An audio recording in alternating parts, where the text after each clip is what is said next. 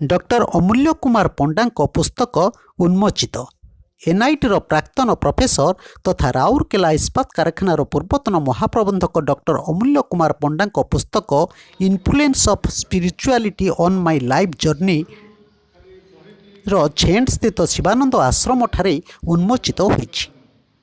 ଏହି କାର୍ଯ୍ୟକ୍ରମରେ ଶ୍ରୀ ସ୍ୱାମୀ ବ୍ରହ୍ମ ସାକ୍ଷାତକାର ନନ୍ଦ ସରସ୍ୱତୀ ମୁଖ୍ୟ ଅତିଥି ଭାବେ ଯୋଗ ଦେଇ ଏହି ପୁସ୍ତକକୁ ଲୋକାର୍ପିତ କରିବା ସହ ଆଲୋଚନା କରିଥିଲେ। ପ୍ରାରମ୍ଭରେ ପୁସ୍ତକର ଲେଖକ ଡକ୍ଟର ପଣ୍ଡା ପୁସ୍ତକ ସମ୍ପର୍କରେ ଆଲୋଚନା କରି କହିଲେ ଯେ ଜୀବନର ପ୍ରାରମ୍ଭରେ ଅଧ୍ୟାପନା ପରେ ଇଞ୍ଜିନିୟର ଭାବେ ରାଉରକେଲା ଇସ୍ପାତ କାରଖାନାରୁ ଜଣେ ଅଧିକାରୀ ଭାବେ ଅବସର ନେବା ପରେ ନିଜ ଜୀବନର ସ୍ମୃତିକୁ ଲିପିବଦ୍ଧ ଓ ସ୍ୱାମୀ ଶିବାନନ୍ଦ ସରସ୍ୱତୀ ତଥା ଚିଦାନନ୍ଦ ସରସ୍ୱତୀଙ୍କ ଆଦର୍ଶରେ ଅନୁପ୍ରାଣିତ ହେବା ପରେ କିପରି ତାଙ୍କର ଜୀବନଯାତ୍ରା ହୋଇଛି ଯାହା ପାଠକ ଆଦୃତି ଲାଭ କରିବ ବୋଲି ଆଶା ପ୍ରକଟ କରିଥିଲେ।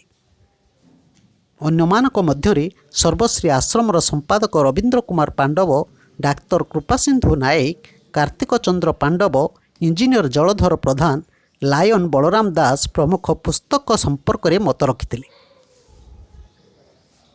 जीवनर अभिज्ञता एही पुस्तकर मूल पुंजी।